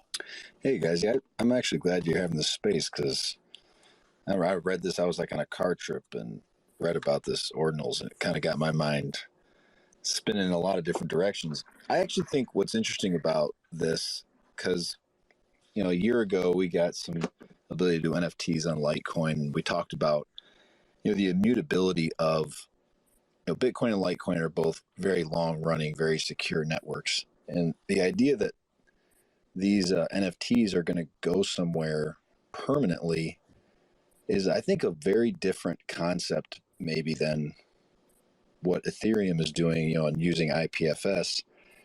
And I wonder if that space becomes more valuable because of the permanence of it, right? And I've often thought like the ability to put things like, I don't know, the Constitution of the United States or whatever you want to put on there, right? Some historical events, things that this information is going to go there and never be changed, and it's going to be visible for essentially as long as Bitcoin's running. I think that's a very different concept and might be worth the added cost that people are going to pay. Like you're saying, they might be willing to pay, $60, $80, $100, $200 to get something on because they feel it's that important. Yeah, I agree. I think there's definitely value in that concept, and people are certainly going to start using it for those purposes. There's going to be a market. Yeah. The other part of it is not just the cost of the transactions; it's the bloat of the blockchain. It's the speed, because when transactions get backed up, even if they're cheap, it can still take you. We've seen instances where it's 2 to 3 weeks, right, to get a transaction through on Bitcoin if you're not willing to pay a premium. That would be the other concern I'd have beyond the cost. Right. Could it ultimately kind of seize up the Bitcoin blockchain? And like Indigo was saying, could it make onboarding to those Lightning Network effectively even less feasible than it's already been described as being? Yeah, I mean, if you were to look at like I don't know, you may I don't know if it's even possible to say could there be a malicious attack? You know, where someone's like, I'll just pay the lowest fee, I'll put a bunch of crap in the blockchain, and then it's going to just have to go through its, it's going to have to be mined at some point, at the lowest fee. I don't know how cheap these things are at the very lowest fees, but and you do still have to, even transferring these things, you still have to pay a if we're just moving UTXOs around, yeah, the data doesn't move, but you still have to make an on-chain transaction, right? I think even with lowest fee, somebody did a calculation because somebody was trolling saying like, hey, I'm going to upload this 3 gigabyte movie to the blockchain, right? Right. And somebody said like, okay, you can upload it, but it will cost you $150,000. Yeah. Right. So it's prohibitively expensive to run this kind of attack, really. So why are you going to spend that amount of money to upload 3 gigabytes of data? And also probably that's assuming you're going to get the cheapest fee doing that kind of stuff, right? Because everything's going to clog up if you try to upload 3 gigabytes. So you're going to probably spend like $500,000 to upload 3 gigabytes of data. So that's in itself the DOS protection. The cost, it's still costly. Yeah, I'm looking at some big ones right now. They're like $45 at two sats a byte. So technical question. Yeah. What happens when the memory mempool, is there a limit size to the mempool? And is it like a memory overflow situation? I'm just imagining. No, there is a limit. Transactions can, and they've hit that limit before. I say there is a limit, and they've hit the limit before, but it isn't really. I mean, I'm looking at it right now. It isn't very full right now. It's like 20% of its usage now. It's when you get down, when you're behind 50, 60, 70,000 transactions, that's generally when it gets to that point. So that I don't know. Another thing happening here, the reason I think Ordinals will stay is because you can have a perfectly reasonable taproot script that needs that amount of data, right? For example, you have a 1 out of 999 multisig, right? 1 of 1,000. And that script may take up like a megabyte, right? So that's a perfectly valid use case. So if you censor the JPEGs, you're also censoring these valid TabScript programs, right? So it's like a hard rock you are between. The only thing they can really do or reasonably do is remove the set with discount, so they make it a little bit more expensive, or just, yeah, that's it. They can just only make it a little bit more expensive, but people are going to continue to upload shit. It's a free market, right? Let's go.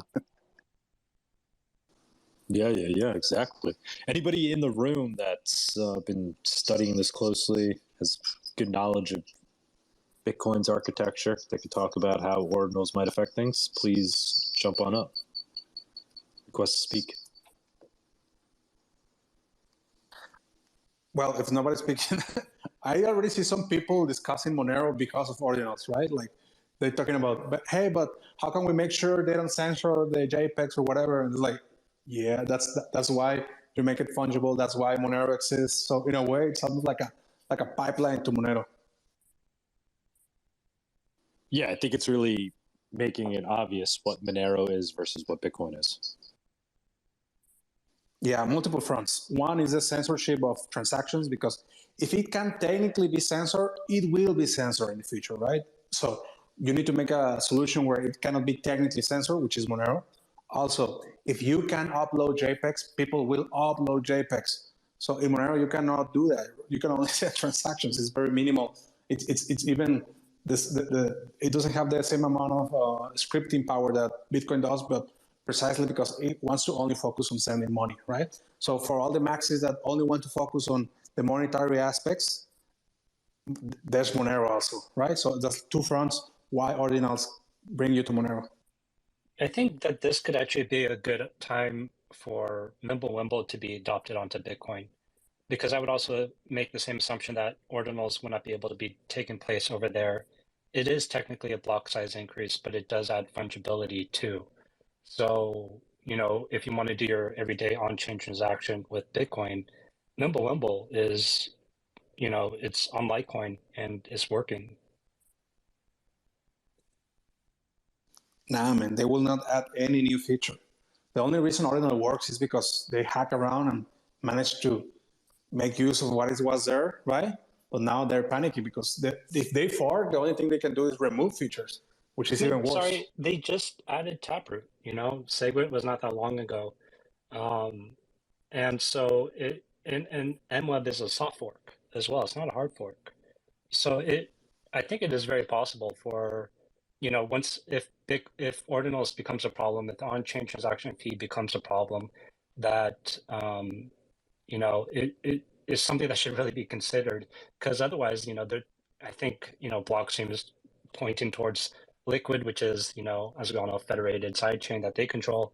The options are pretty limited otherwise for what's been actually running, not in testnet or anything that's out, that's being battle hardened. Mimblewimble is doing it right now.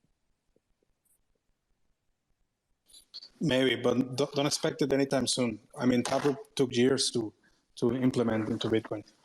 When Taproot was added, was something like this discussed in theory at all, like alluded to at all? I know, tough question, but if anybody's, Lewis, I don't know how closely you followed that. Yeah. That's what I told you, that you can have a perfectly reasonable script, which is like a multi-sig of 1 of 1,000, right? Which is a big script in Taproot. So there's no difference between a multi-sig of 1,000 users and a JPEG, right? So you either censor one or censor the other. You cannot censor. You need to censor both at the same time. No, I'm saying when Taproot was discussed as to whether or not it should be added, was this considered? I was maybe not the exact what Ordinals is exactly become. It was kind of predicted that Taproot could lead to, Bitcoin being used for other use cases. Yeah, I think he goes by Brian Trolls. Most people know him as Shinobi. Oh yeah, that guy's awesome. Debatable. No, he's really smart though. He's a really smart kid, and he knows his shit. But I think that he's missing a couple of points. But anyways, besides the point, I remember him talking though about something like this back when I was trying to debate him about there being more than one currency, and he's saying it's just Bitcoin.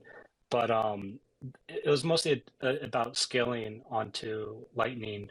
Because even before this has been a debate on how many on-chain transactions and how many people will be able to get onto or use Lightning.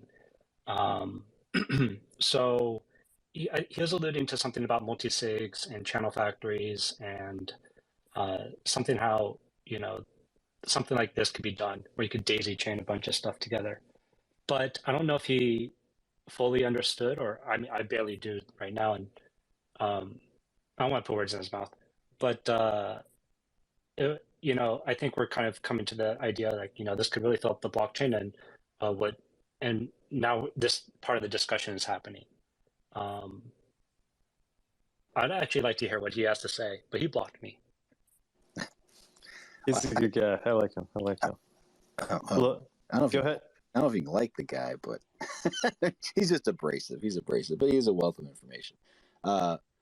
No, I overall, I'm surprised there's been kind of this freak out, because I think about it, I think I would love to see Litecoin blocks full, right? I think that's a really healthy sign. And if there's a fee market, then if people want to use it for pictures, then that's what the market wants, right? Like I said, so I just think it's overall, it's a good thing, I think, for these blockchains to have more use cases. And I hope they just chill out with the censorship talk, Yeah, permissionless network. Nicholas, what's going on, man?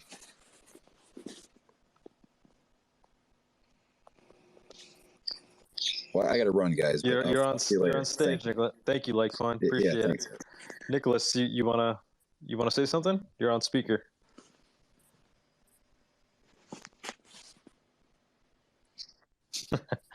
All right. I'm not sure if Nicholas realizes that he's been accepted to speak. Anybody else want to jump up here? Nicholas, if you can mute yourself, if you're not going to speak. Anybody else?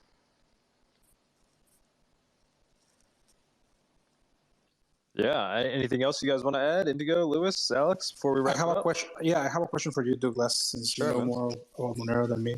Doesn't Monero also has like a TX data, like kind of things? Do you know how that works? The TX like extra field.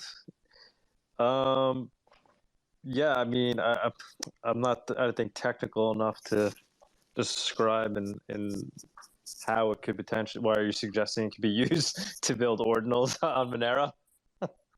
No, I mean, ordinals per se cannot be built because you will need to share the private key because it will be impossible. But I just mean like the bloat and data, like has it been used for any use case or something, this TX data, and how big is it, you know? Well, I could tell you, we personally misused the payment ID back in the day when we threw a Monero party, and we had people identifying sending an email address along with their transaction by the Beautiful. payment ID, which is forever in the blockchain. It could be easily identified. Actually, I wasn't very technical and I didn't really care at the time. I was just trying to use the technology to get the word out on our anonymous Monero party that we threw in New York City, and it was actually very effective for that purpose. But it's pretty funny if you go back and you could figure out they're encrypted, but my understanding not too hard to obviously not too hard to decrypt and see what the message was. So it's pretty funny. But actually, I think they added encryption because of you, because I saw that field wasn't encrypted before at the beginning. So probably you did that, and you say, you know what, we should probably encrypt this because. That's me just monkeying around, but that's technology, man. You have idiots like me using it too, so you never know. It's not this is how these things work. It will be funny to find out like which year was this. I can search it up for you and then send you a DM if you were the cause. What year was the event? Just a year. I think it was 2018, 2017. I'm not sure. Okay, I'll check when the encryption happened for the payment IDs. But it would be pretty funny if it was because of you.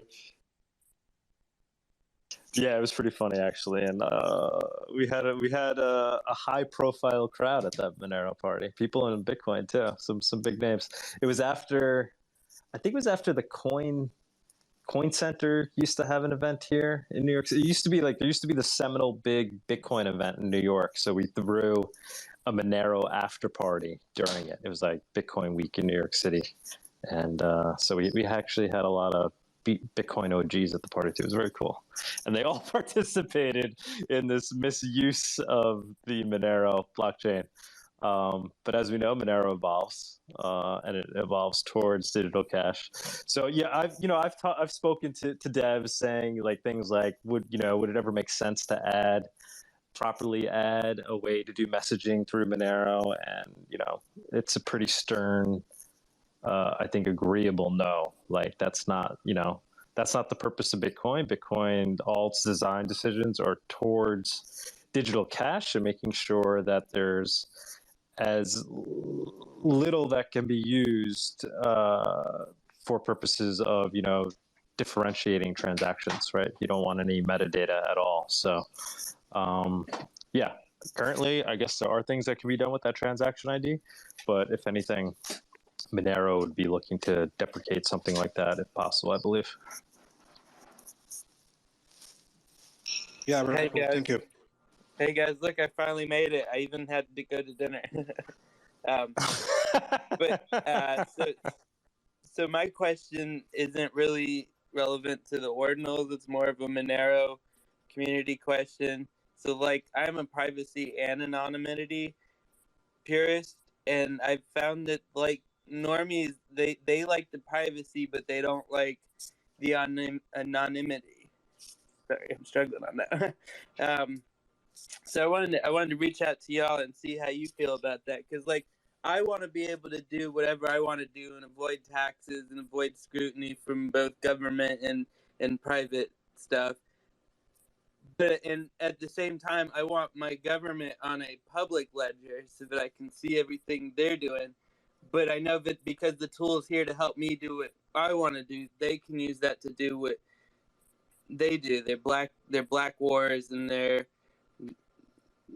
cocaine in the streets type stuff, you know. So I want to know how do you guys feel about that, privacy versus anonymity?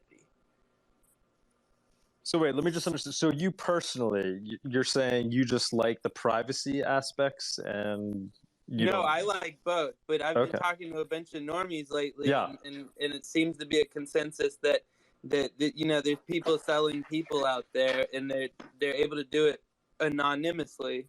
Right. Yeah, I mean, it comes down. I think it comes down to cash. You know, if you think there's a positive social value for true digital cash, right? And to be true digital cash, I think it needs to have the anonymity built into it as well, not be pseudonymous. Anonymity also plays into privacy, right? It allows, anonymity gives you more privacy. I know, like, people say, no, they're two different. Obviously, they're two different things, but they're certainly related.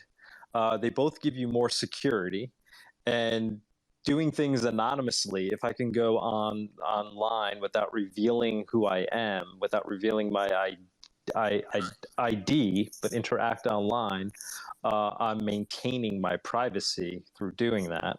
So they're related, but I think ultimately it comes down to, do you believe something like a true digital cash utility will add more positivity to the world than negativity? Is really what the question comes down to. And I most certainly fall on the side of believing free and open, uncensored transactions will lead to better outcomes, allowing people to essentially have more liberty.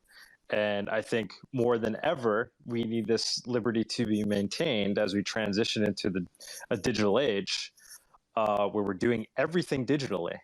And then there essentially becomes no way to practice your own individual liberty, because you're tracked and traced in every way. And so something like a Monero that allows you, in essence, to communicate peer-to-peer anonymously is essential to maintaining our liberty in the digital age, is kind of my standard take. Okay, and then the way I approach it, because just to answer your first question, the way I approach it is, I always tell people that if you don't have these kind of tools, we will end up like China, right? And you can ask them directly, like, would you be willing to live in a system like China, where the government knows all your money, like where do you spend it and when do you spend it, and if you can spend it or not, right? Because that's the direction we're going if we don't have these tools, right? So that's one way of explaining the subject. Another way I do it is, if you basically apply the same principle, but for other things, right? Because like you say, normies usually say, no, I don't want people to use money privately because they can use it to do crime, right? So you can also ask them, like, would you be willing for the government to, I don't know, install a keylogger in all your computers, in all your cell phones, everywhere, so we can all be safe, so people don't commit crimes or coordinate over the phone or whatever, or the computer? And also you can ask, would you be willing for the government to mandate like GPS on everyone, on every car, so the government always knows where we are, so we are safe, right? So that way you can choose, you can tell the people there's always a trade-off, right, between privacy and security. And if you want to be completely safe, you will have absolutely no privacy. But you need to risk it. That's it. Unless you want to live in China. I mean, that's really what it comes down to, you know? I mean, you could go even more extreme, right? It's like, do you want the government to be able to, read people's minds to anticipate crime before it happens? If the technology exists, because at the end of the day, there's effectively no difference between those two things. And what it comes down to is allowing people to maintain their individuality. It's saying, do we want a world where people essentially give up their individuality for the greater whole, or do we want a world where people are allowed to maintain their individuality versus the system? And Exactly. ultimately, I believe we're no longer human if we're no longer allowing people to do that. We've become something else at that point. I'm not saying we won't exist. Maybe we'll strive. Maybe we'll be more effective in some ways, better than ever before. But we'll no longer be human at that point. Just cuddle. So part 2 of that was about the government, right? Because like the whole blockchain movement was to have a public ledger so that we can hold the powers to be at account. Like, where are you spending your money? How are you taking taxes? And so that was the whole benefit to the public ledger. How do we force them onto a public ledger and stop them from using our tool of the private ledger? You can. The answer is you can, and you cannot even do it today with the available tools, right? If the government wants to stay private, they will do it through cash, through cocaine, like the CIA does, whatever, there's always ways. So you cannot really force the government other than via laws and hoping they respect those laws. So you cannot do that to other parties. The only thing you can do is protect yourself, and that's it. That's the most you can ask for.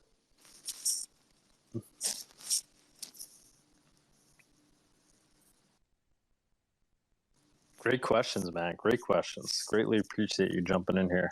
Glad you waited the 3 hours or so. Sorry about that. Hey, we got Bawdy. Hold on a sec. Let's get Bawdy up here. Bawdy, what's going on, man?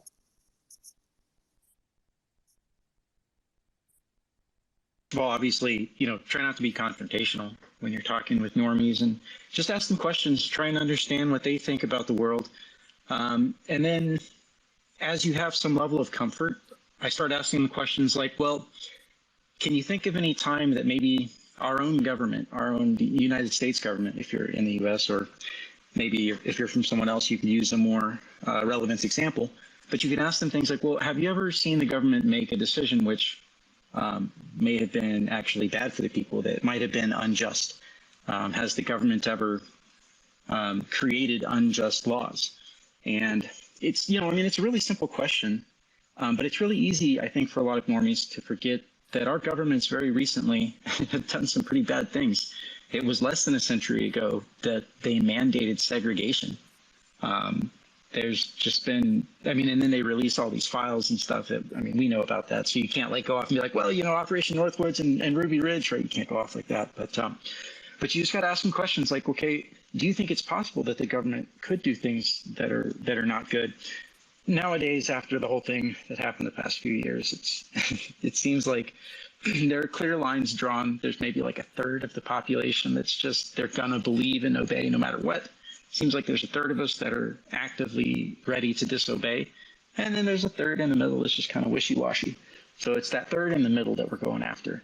And you can only do it by helping them see it themselves. You got to ask those relevant questions, and you have to be genuinely interested in their responses. Great comments, man, as always. And, crypto really is helping open people's eyes, and, because it's people invest and they make money. And, as much as the number go up thing, I think is gotten out of hand in Bitcoin, and maybe could potentially be its demise because design decisions start to be towards that goal. It's also what's allowed this movement to grow so drastically. People coming in for the money, and then finding the liberty along the way. Obviously, some came in for the liberty as well initially, those that started this.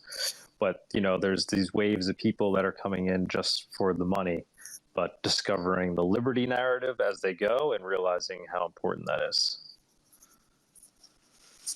Anybody else want to jump up? Bawdy, what do you think about this whole ordinals thing? Have you digested it? What's your take? If so, yeah, I kind of jumped in late here in the conversation, so I'm not sure how much of the technical stuff you guys have covered. Personally, I find it hilarious. Like, they've kind of arbitrarily divided up Satoshis with some kind of first in, first out, or maybe it's first in, last out. I think it's first in, first out. And so they like try and figure out, okay, well, which Satoshi is the first Satoshi of the block, and then they put that all in the witness data. So segregated witness was where they removed the scripting functions outside of the actual UTXO database, and that keeps your database more lean. So when they implemented Taproot, they opened up the door to have, technically you could hypothetically have transactions, a single transaction that takes up the entire block. So I don't know, I just find it hilarious. I don't know if y'all saw, I can't remember who it was, but they were like looking for ways to add more JPEGs to Bitcoin. And it's, I mean, I don't know, I guess I got my popcorn. I'm watching this thing with popcorn. I'm seeing the maxis, like, if you say that there's NFTs, if you're like, oh, these ordinals are NFTs and they're uploading JPEGs and whatnot, they'll be like, no, it's in the witness data, and it's technically not an NFT, it's an artifact. Yeah. And they'll like go through all these gymnastics. Like, bro, like, are you just going to redefine language? Is that your primary debate mechanism? It's an NFT. Like, come on. So I don't know. That's my rant. It is very entertaining, and people are going to use it the way they're going to use it. So what do you see as being the effect? I don't want to rehash all this, but I'm curious of your take. I mean, do you think it's going to lead to higher transactions? Lewis had a point as to why it may not to lead to extremely high transactions necessarily overnight. But yeah, do you think transaction fees will go up, and what do you think will be kind of the effect on Bitcoin if Ordinals does take off in usage, which I think it will personally, unless they figure out how to way to deprecate it, which obviously I don't think we think that's going to happen either. It'll probably have a positive effect on the market cap, on usage and investment. Perhaps it could divide the community some. I have maximalish friends that are, they played with the rare Pepes back in the day, and they're happy there's NFTs, and they say, oh, well, this is going to solve the chain security problem because people will be using NFTs. And maybe they're right. Maybe there's something to that. Honestly, I don't really have any strong opinions on how this turns out, where this goes. It seems like Blockstream and the people leading the dev in Bitcoin are not too happy about this, but I don't see how they have any other way than to accept it, because what are they going to do? Just remove TapScript? That seems like they need Taproot to do a lot of the Lightning stuff that they want. So I think they're kind of stuck with it. Maybe they can work with the miners to try and keep the transaction counts down. We'll have to see how it all plays out when the bull market comes, or if the new bull market comes here in a couple years. I mean, every bull market we've had since 2017 has caused $10 to $50 transaction fees. So maybe that happens again. I don't know. Well, for now, it's a bear market, so it's no big deal. We'll just have to wait and see, I guess. Yeah, and Ordinals will definitely be a part of the bull market when it does come. It's going to be one of the narratives for sure.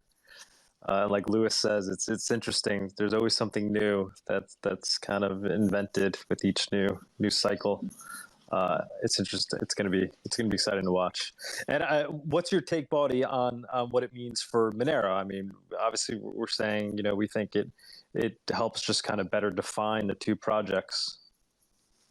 Yeah, 100%. That was definitely one of the first things I thought as well. That this is a problem we don't have in Monero. It's actually fungible. There's, as far as I know, there's no real way to include data in the Monero blockchain. It just functions as money. That's a really good thing about not having scripts in the blockchain. You just completely avoid these problems. One thing I kind of forgot. It's funny because I was reading this article that talked about how they didn't call it NFTs. They kind of called it NFTs, but they're like, yeah, but they're fungible. They're like fungible NFTs. It's like, oh God.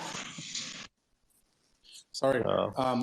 I have what you said about the lanes. To me, makes perfect sense. Like I see, for example, Ethereum will become the distributed computer, which we already agree, right?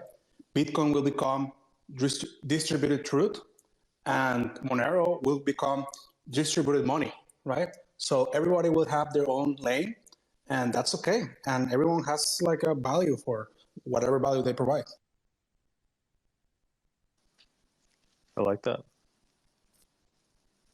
Hey, Louis, Bawdy, what's your response to that? Oh, I think I was trying to hit the heart. I might have hit the crying button.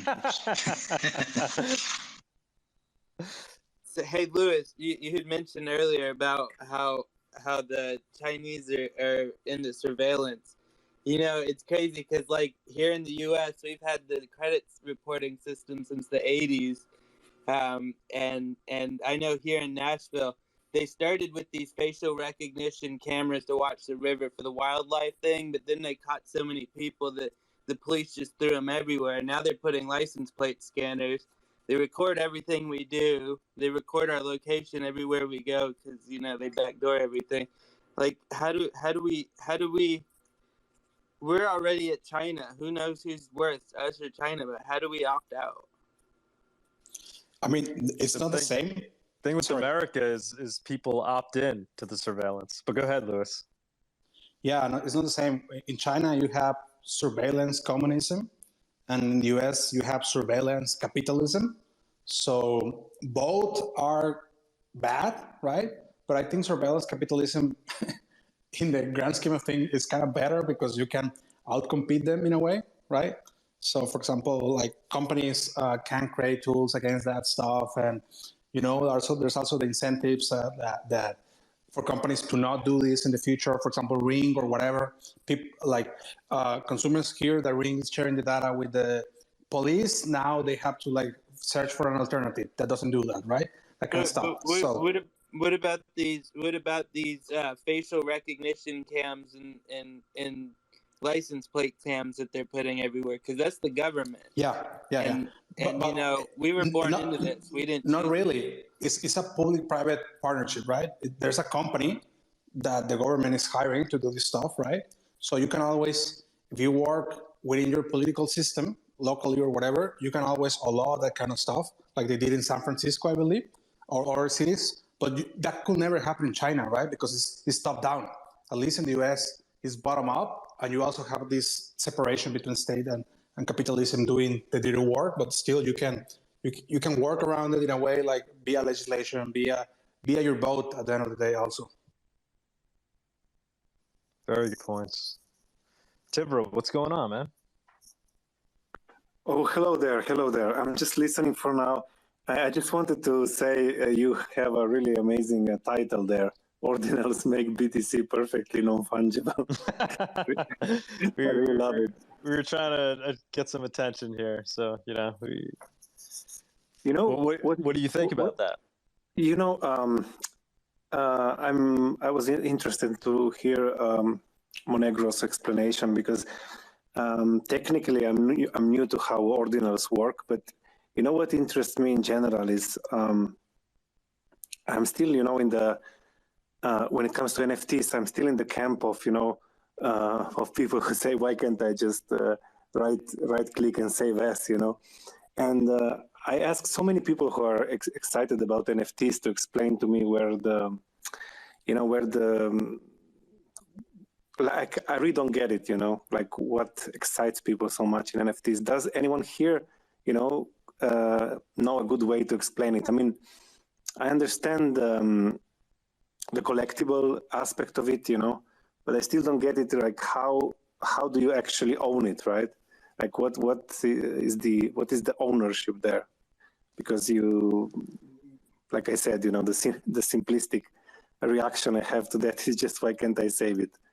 So yeah, I mean, me personally, I think it, you know, in a world where there's only one chain like a Bitcoin and all NFTs are on it, I do think it, you know, there's a use case there and it starts to make sense. And it's a way to title digital items. Granted, you could go copy and right click and paste, but you could prove who owns the original very easily. In this world where there's multiple chains and you can own the Mona Lisa on Ethereum, but also on Solana and also on Bitcoin, it doesn't make sense. But who knows if with Ordinals when they take over, maybe it will start to make sense. Yeah, that's a good point. Yeah. There's multiple aspects. What you said, Douglas, was perfect, which is basically like proving ownership over something. Like you have this is the first time somebody signed this picture, right, with a cryptographic key. So this is probably he is the owner, or he's the first one to create it, right? And it was at this time, at this moment, this year, right? So that's the value from that aspect. But there's also, I think there's like a meme value. Like, for example, have you ever sent like meme via WhatsApp or via Signal or whatever, and you're just like exchanging idea via pictures, right? And this is just a medium. The blockchain is just another medium to exchange memes in a way. So I don't know, that's another aspect of it. One thing that I've kind of had to accept with these NFTs was kind of an argument that I used for just like trying to support blockchain and why it's a reasonable thing. And that is, money is a social construct. And so if a bunch of people get together and they say, hey, we're going to value this thing, sure, it might be an abstraction, but ultimately it's that group of people valuing something as a social construct, and then it works. It's almost axiomatic. It's true because we say it's true. And so, you can turn around and use that with NFTs, and you can kind of lay out all the reasons why it's maybe a bit silly. And it's like, well, your art isn't actually stored on the blockchain, which I think is interesting in Bitcoin's case here, because they actually are storing that art on the blockchain. It's not just a pointer to some other website. It's not just a signature. So I think that's maybe that's probably a point you'll hear maximalists make that could actually be a good point. You actually are storing the art there. But yeah, just the fact that it's a social construct and so many people agree to it, it's like, all right, I guess it does have some kind of value then. Yeah, and Bitcoin is already an NFT, right? It's the same axiomatic argument. It's like it only has value because we say it has value, and this is one of 21 million, and this is yours. So what happens when somebody posts instructions on how to build an atomic weapon on the Bitcoin blockchain as an ordinal? Then what happens? Nothing. All those become armaments exporters. Someone put, sorry, Monegro. I just wanted to say, didn't it already happen that someone put some illegal content once on the Bitcoin chain? I think something like that already happened, but I should look. Yeah, there are early cases of kind of bits and bobs of child porn being put on, but I think the difference between this and that is you needed some sort of tool to decode that. Now you can put it on as a JPEG, so it's going to be quite clear to view, and that's probably the biggest threat of what's going on, probably the biggest concern right now. But I mean, at least somebody signed it, right? So if Bitcoin is super KYC to the cahoots, you can always trace it back to like where does the funds come from and who is the owner of this JPEG, right? So you may be risking a lot to upload that stuff. But it's always there, right? Or there would have to be a chain reversal, right? I mean, how would you effectively, if it's something that the state needed to move, right? They'd have to reorg. It'd be crazy. Or you could enforce like pruning on it, like the default behavior of a node to basically prune witness data. It means you still download it and validate it, but then you chuck it away. Which is a behavior. Maybe there's like wallet. Sorry? Maybe there's like wallet implementations that when you sync the chain, that it, I don't know, like they've identified the bad content and you just remove it. Because yeah, I mean, like that's a big problem. It's a huge problem on an immutable ledger to have some of this terrible content. It's like there needs to be some way of getting rid of that, which is also kind of like an interesting aspect of putting all this in the witness data like Bitcoin has done, because you don't need that witness data to sync the chain, or at least to maintain your node. So you can discard that stuff, and particularly you could discard the stuff that's bad.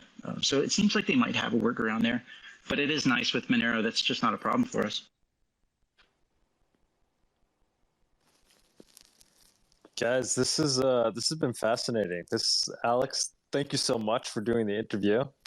And I'm happy that it led to Ordinals. It's something, very timely we wanted to talk about. I think we had an amazing discussion here. Lewis, man, thank you, man, for providing all the information you provided today and your questions. Bawdy, as always. Tivra, thanks for jumping up here, man. Is there anything else you want to say? I know you just kind of jumped up here. Anything else, Tivra, you want to bring up? Oh, no, not right now. Thank you. This was really interesting. Awesome, man. Dave, thanks for eventually making your way up here. Nicholas, guys, it's been a long one. To start off as an interview with Alex, you can listen to the recording if you didn't hear it.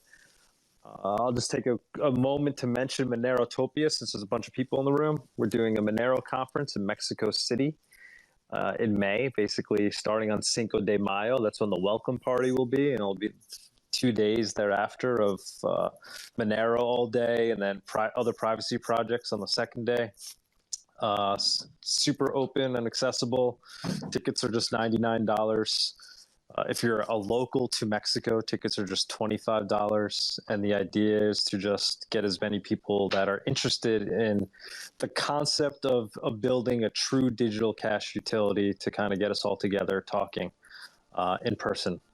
So Monerotopia.com, just putting it out there for anybody that might be interested in attending, or if you want to participate in some other way, you can email us, Monerotopia@ProtonMail. If you want to, be a vendor or speaker or whatever, you have some crazy idea and you want to participate, hit us up, Monerotopia@ProtonMail. All right, guys, thank you so much. We're going to wrap this up.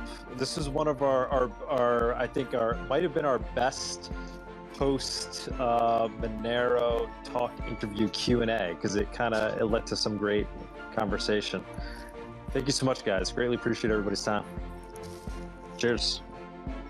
Thank you for joining us on this week's episode. We release new episodes every week.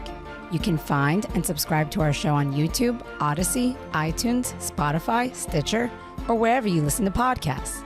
Go to monerotalk.live to subscribe for a full list of places where you can watch and listen. If you want to interact with us, guests, or other podcast listeners, you can follow us on Twitter. And please leave us a review on iTunes. It helps people find the show, and we are always happy to read them. So thanks so much, and we look forward to being back next week.